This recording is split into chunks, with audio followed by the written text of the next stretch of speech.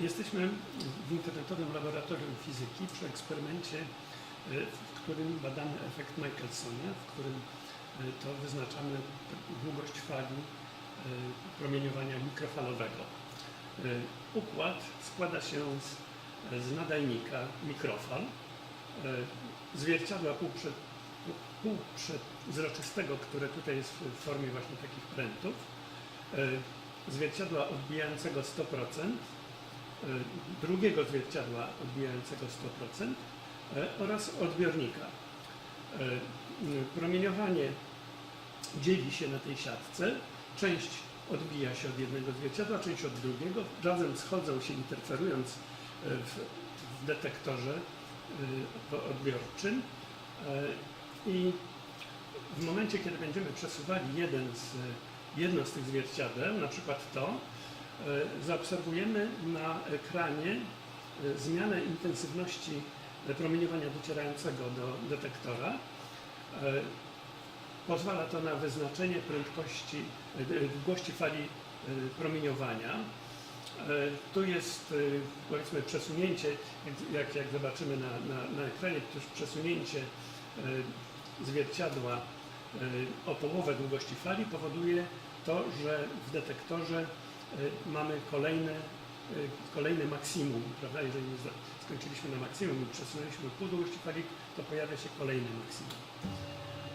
No właśnie, w tej chwili uruchomiony został to zwierciadło i można będzie zobaczyć, jak przesuwając jedno z tych zwierciadeł, na ekranie będziemy obserwowali kolejne maksima i minima, które pozwalają nam wyznaczyć długość fali światła. Interferometr Michelsona to był jeden z podstawowych przyrządów, za które fizyk polskiego pochodzenia Michelson uzyskał Nagrodę Nobla chyba w 1905 roku bodajże. No, współczesne interferometry są w stanie wyznaczyć przesunięcie zwierciadła odpowiadające długości mniejszej niż promień protonu. Proszę sobie wyobrazić, w badaniach promieniowania kosmicznego są wykorzystywane właśnie takie, w których tak niezmiernie małe przesunięcie jest detekowane.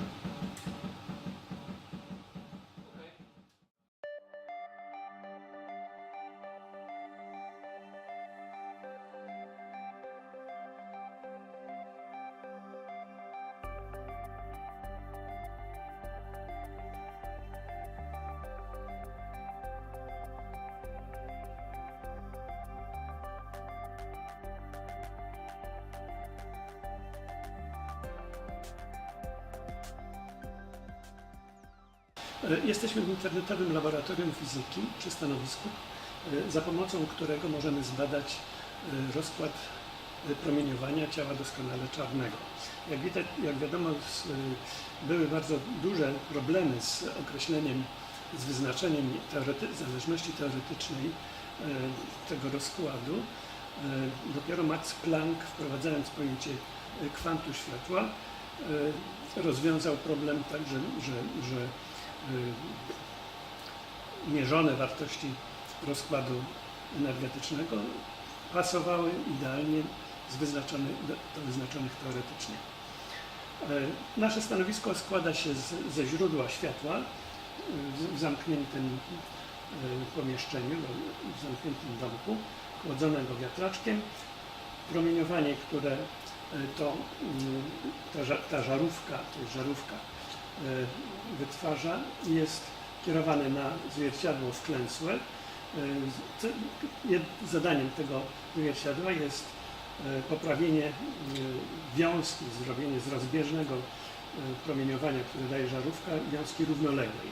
Ta wiązka pada na pryzmat, za pomocą którego następuje rozdzielenie światła na poszczególne barwy i dalej światło to pada na detektor, którym jest termopara. Ta termopara mierzy moc promieniowania docierającego. No i wobec tego, przesuwając się po tej krawędzi, badamy rozkład promieniowania, znając zależność położenia detektora od długości fali, możemy wyznaczyć zależność właśnie intensywności, zależność mocy promieniowania od długości fali i to robimy w naszym doświadczeniu.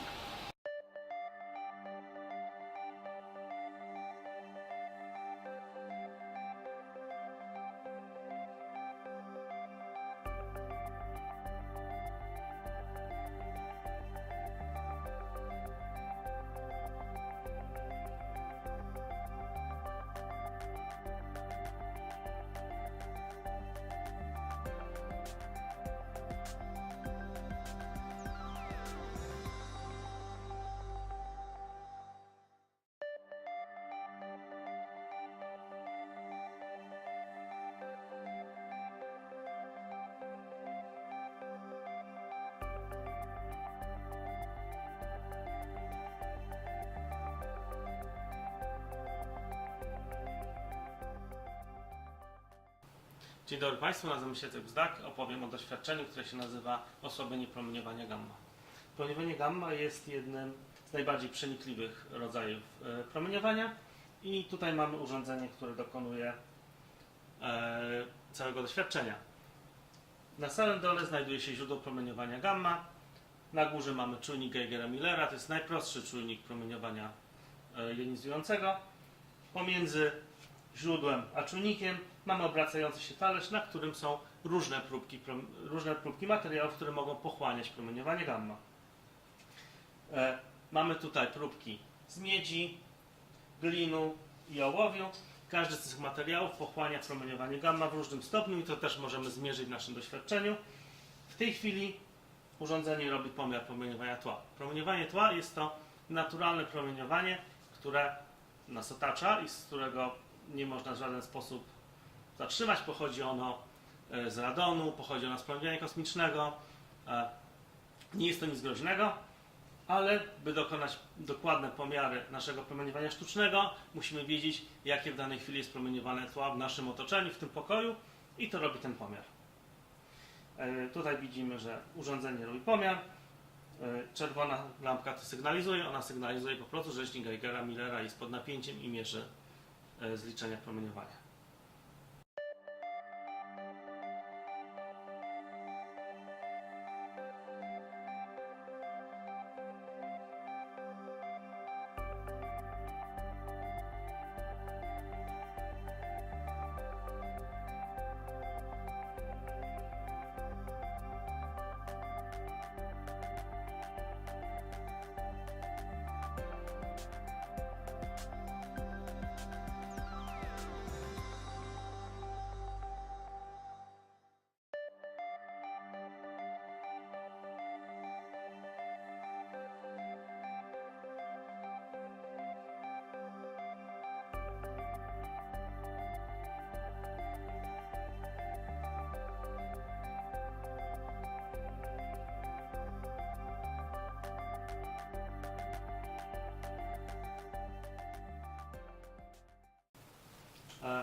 Już zmierzyliśmy sobie promieniowanie tła. Teraz mierzymy próbki miedzi. Najpierw będzie najcieńszy plaster miedzi, który to promieniowanie osłabia relatywnie słabo. Mamy 2-minutową serię pomiarową i za chwilę poznamy wynik.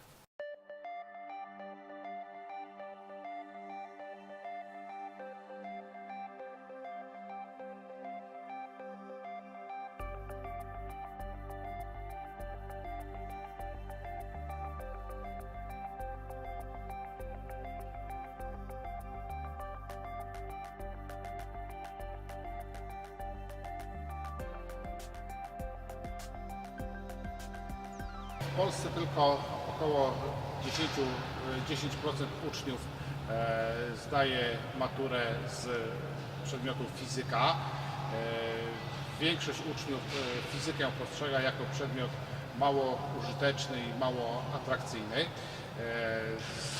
Realizując nasze zadanie w ramach projektu STEM. Staramy się ten pogląd zmienić. Mamy doświadczenia z poprzednich projektów, kiedy przyjeżdżali do nas uczniowie i pokazywaliśmy im nasze doświadczenia, to swój pogląd o fizyce radykalnie zmieniali.